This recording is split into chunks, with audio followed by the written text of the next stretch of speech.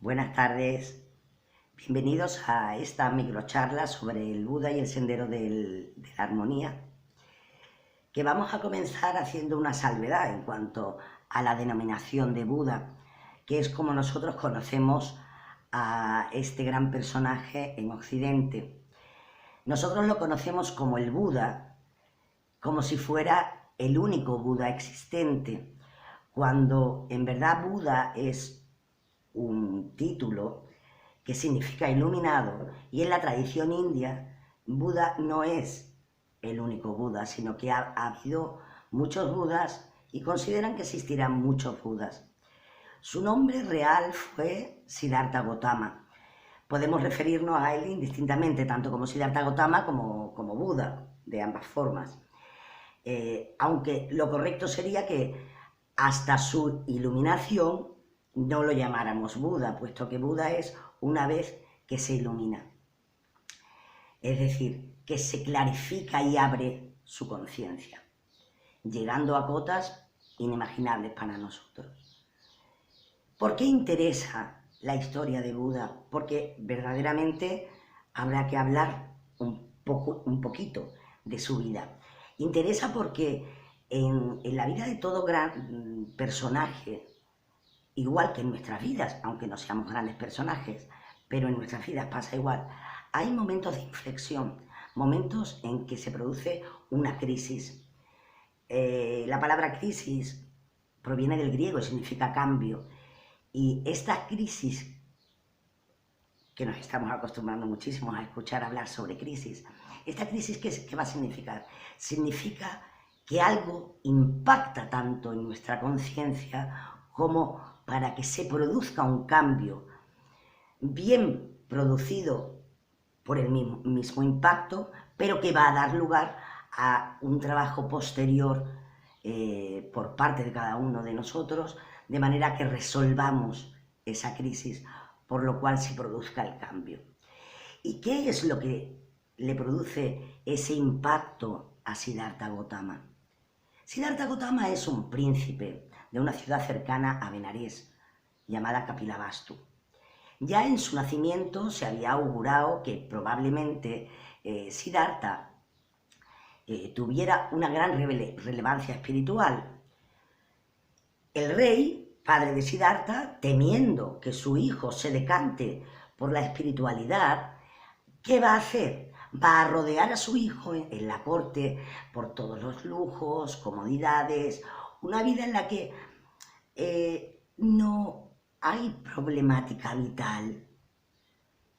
Aunque Siddhartha, digámoslo, que seguía sintiendo dentro de sí esa comezón, ese bocadito en sus entrañas, reconcomiéndose sobre el porqué de la existencia humana. Siddhartha va a casarse, va a tener un hijo, y va a haber un momento en su vida que la leyenda nos puede plantear en un solo momento, en una sola excursión fuera del palacio, o en 3 momentos distintos, o incluso por los jardines del palacio. El caso es que en un momento dado Siddhartha consigue salir de ese palacio ficticio, donde la vida real no tenía cabida para que el príncipe se centrara solo en ser príncipe y en algún momento poder llevar las riendas del reino de Kapilavastu. Y va a ser que recibe un tremendo impacto en su conciencia porque encuentra primero a un anciano, encuentra a un enfermo y encuentra a un muerto. Y él se pregunta, ¿qué es un anciano? Y le contesta a su sirviente que un anciano es una persona que ya ha vivido muchos años, etcétera, etcétera. Y el Buda se pregunta, bueno, eso nos puede pasar a todos, yo puedo llegar a ser un anciano. A lo que le responde, claro, todos podemos llegar a ser ancianos. Lo mismo se pregunta sobre la enfermedad, para descubrir que verdaderamente la enfermedad también nos puede alcanzar a todos. Y finalmente se pregunta lo mismo sobre la muerte. Y se vuelve a contestar que sí, que a todos nos va a alcanzar la muerte. Este impacto conciencial tiene como resultado que Buda decida retirarse como anacoreta, abandonar el palacio, abandonar su destino como príncipe heredero, como futuro rey, y dedicarse a la búsqueda del porqué de la existencia. Va buscando a los distintos maestros, hace tremendas disciplinas corporales, con abstinencias, con grandes periodos de meditación, extenúa su cuerpo de tal manera que en un momento dado se encuentra completamente debilitado por tantísimas abstinencias y por haber castigado tanto a su cuerpo, no dándole ni siquiera el alimento que necesitaba. Y es en ese momento que llega un segundo impacto que le hace comprender, que la trayectoria que está siguiendo está siendo excesiva, se ha ido también. ¿Y cuál es ese momento? Es el momento en que medio mareado por la falta de alimento, extenuado, escucha la lección que un maestro de vina, la vina es un instrumento musical de cuerda hindú, le está dando a su alumno y le dice: si la cuerda está muy tensa, se rompe. Si la cuerda está muy floja, no produce sonido. La cuerda tiene que tener la justa tensión. ¿Y ahí qué va a entender Buda de esto? Va a entender que verdaderamente la vida floja que había estado teniendo en el palacio no le permitía a su conciencia aprender. Pero la vida súper-tensa que estaba teniendo con tantas, con tantas disciplinas, con tantas abstinencias, tampoco le está permitiendo que su conciencia se abra plenamente. Y que el camino es el camino del medio, el camino que está entre el exceso, el defecto, pero un punto hacia arriba, que es el camino de la armonía. Y es el camino del justo medio. Este camino lo va a llamar Buda posteriormente el noble óctuple sendero.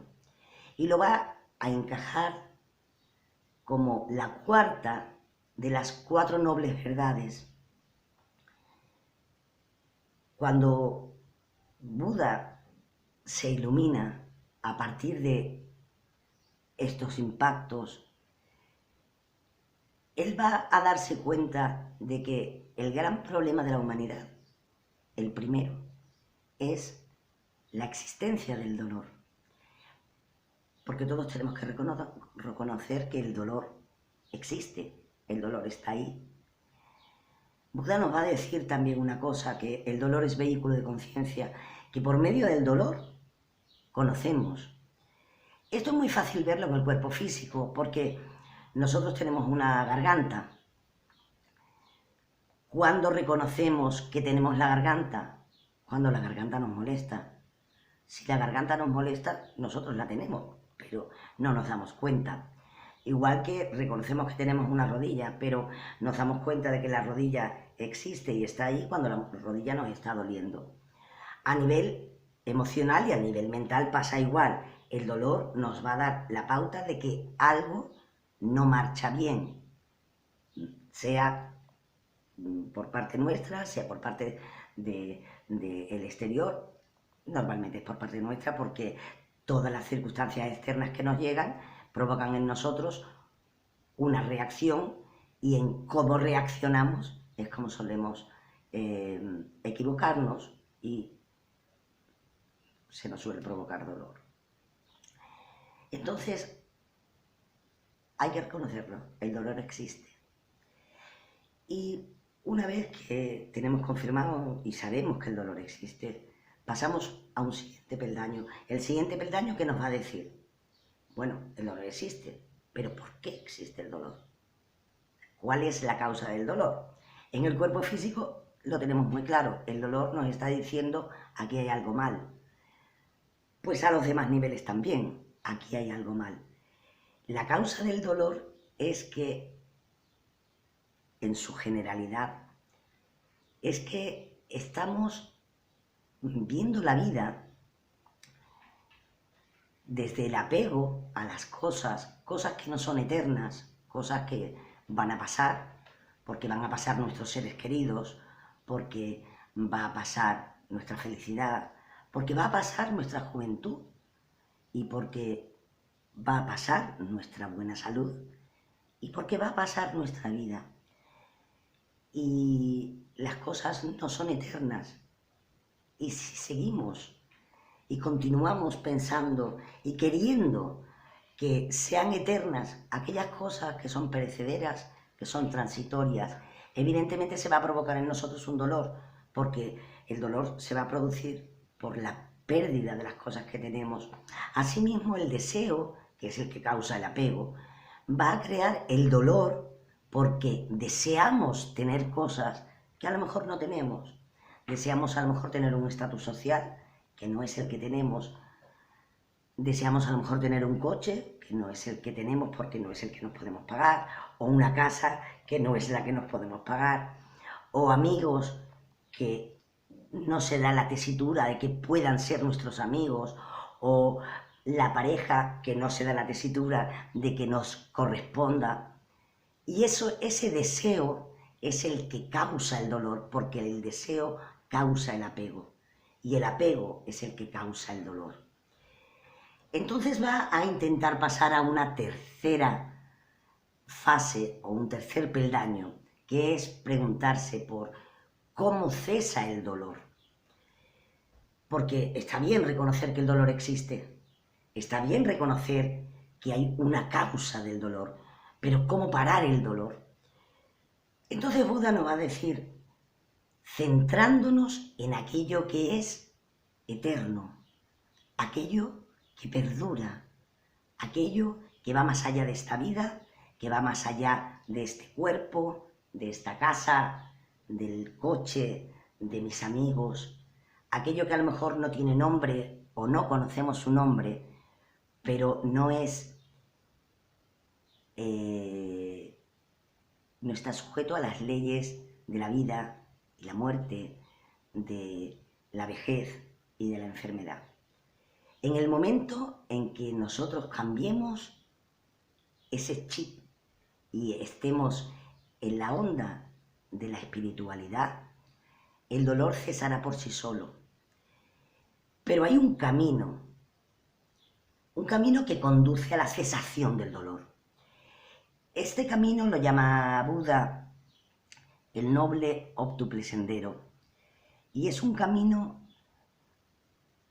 que, como su nombre indica, está tejido en 8 pasos que nos van a ayudar a salir del dolor. Este sendero no tiene restricciones en el sentido de que no nos va a poner negaciones y cortapisas, no nos va a decir no puedes hacer esto, no puedes hacer aquello, no, nos va a decir una cosa muchísimo más compleja, que es ¿qué tenemos que hacer? Y en este primer paso del sendero tenemos rectas opiniones, es decir, opiniones contrastadas, con discernimiento, no opiniones de lo que hemos escuchado, nos han dicho. Después vamos a tener rectas intenciones, es decir, todo aquello que nos motive debe ser recto en el sentido de que debe ser justo, debe ir en el sendero del Dharma. El Dharma es un concepto indio que nos habla del sendero que debe transitar la humanidad, es el sendero de la humanidad, es la ley universal que al nivel humano nos habla del deber como ser humano, de comportarnos como seres humanos. Esa rectitud que vamos a ver a lo largo de todo el noble octuple sendero está garantizado por el Dharma. Entonces, rectas intenciones es que las intenciones que nos motivan sean intenciones de acuerdo al Dharma, intenciones humanas, intenciones altruistas, no intenciones egoístas. Nos va a hablar de rectas palabras, es decir, que cuando hablemos no sea para humillar a otros, no sea para criticar, no sea para decir cosas malas, no sea para mentir. Hablemos cuando tengamos que hablar para decir lo que para nosotros es una certeza y para decir lo bello y para decir lo bueno y para decir lo justo. Nos va a hablar también en un cuarto paso de una recta conducta. Nuestra conducta tiene que estar sujeta al Dharma. Debe ser una conducta digna de un ser humano. Y como conducta digna de un ser humano, caben muchas cosas de nuestras conductas habituales de las que podríamos prescindir y nuestra vida cambiaría profundamente. También nos va a hablar de rectos medios de vida. ¿Qué significa rectos medios de vida? Ganarse la vida sin explotar, sin mentir, sin robar, sin humillar. Ganarse la vida de una manera recta, limpia, correcta. Nos va a hablar del recto esfuerzo. Nos va a hablar de la recta atención y finalmente de la recta concentración. Aquí nos ha abierto un abanico enorme para encontrar la armonía. Primero, para encontrar la armonía deberemos entender que debemos estar tan lejos del defecto como del exceso. No podemos estar en una situación armónica y equilibrada cuando nuestra vida cae en un exceso continuo, exceso de acción exterior, exceso de trabajo, exceso en bebida, exceso en cualquier tipo de cosa. Asimismo, tampoco se puede ver nuestra vida equilibrada cuando estamos en el defecto de falta de interés, en el defecto de atención, o sea, en la falta de atención, en la falta de actividad, en la falta de interés. Tenemos que ir más allá, tenemos que encontrar un punto armónico entre el defecto o carencia y el exceso o exageración. Nuestro mundo tal vez peca de... Bueno, digo tal vez, pero en verdad no creo que sea tal vez. Creo simplemente que peca de un exceso en acción exterior. Es decir, trabajo, actividades, como ir al cine, como salir con los amigos. Y hay poca vida interior. Y aquí evidentemente hay un desequilibrio. Podemos... Y creo que nos habremos dado cuenta en estos meses que nos hemos pasado recluidos en casa durante el confinamiento, cómo es difícil volverse hacia adentro, cómo uno de pronto la vida te da un impacto en el que te obliga a parar toda actividad externa y centrarte en ti mismo. Y nos damos cuenta de que no estamos acostumbrados a vivir con nosotros mismos. Nos damos cuenta de que ha habido una carencia de actividad hacia adentro, que hemos podido recuperar, pero que ahora que estamos recuperando la actividad externa debemos guardar, debemos continuar teniendo para mantenernos en el justo equilibrio, en la armonía.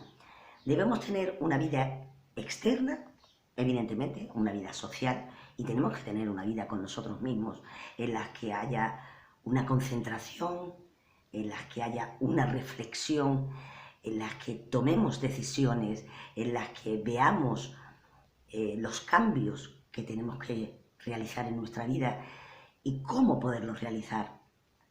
Esas estrategias nacen de la reflexión interior y la reflexión interior nace de la actividad hacia adentro, con nosotros mismos.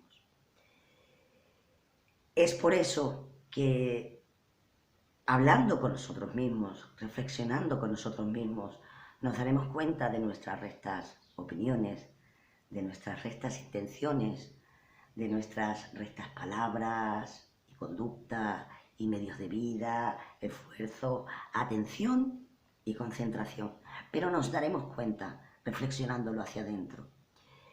No voy a proponer la armonía del Buda porque a mí se me queda enorme. Es grandiosa, es saber estar entre lo material y lo espiritual y utilizar las dos cosas en su justo punto. Yo no puedo decir que eso lo haya conseguido, ni muchísimo menos, pero sí os puedo transmitir la alegría, la serenidad a ratitos, que viene dada de la armonía que supone vivir hacia adentro y hacia afuera, de intentar poner en práctica filosofías como la del Buda y como la de muchos otros, como por ejemplo los estoicos, que será nuestra próxima charla, para darnos cuenta de que en la vida interior gestionamos nuestra vida exterior. No podemos vivir solo hacia afuera, tampoco podemos vivir solo hacia adentro. Es necesario recorrer el sendero del medio que un príncipe hindú iluminado, Siddhartha Gautama, conocido como el Buda, nos mostró hace 2600 años, que no son pocos, pero siempre, cada día, tenemos la oportunidad de poner en práctica estas enseñanzas milenarias e inmortales para que gestionemos mejor nuestra vida, gestionemos mejor nuestra sociedad y gestionemos mejor nuestro mundo en toda su amplitud. Muchas gracias por haber asistido y os convoco para nuestra próxima charla. La próxima actividad que vamos a tener va a ser el club de lectura sobre el retrato de Dorian Gray, el 30 de junio, a la que estáis también invitados a asistir. Y para mayor información sobre estos temas, podéis consultar nuestra página web, podéis también ver nuestro temario del curso de filosofía, en el que se analiza con mayor profundidad el tema del Buda y de otros muchos filósofos y corrientes filosóficas que han aportado tantísimo a la humanidad. Muchas gracias y buenas tardes a todos.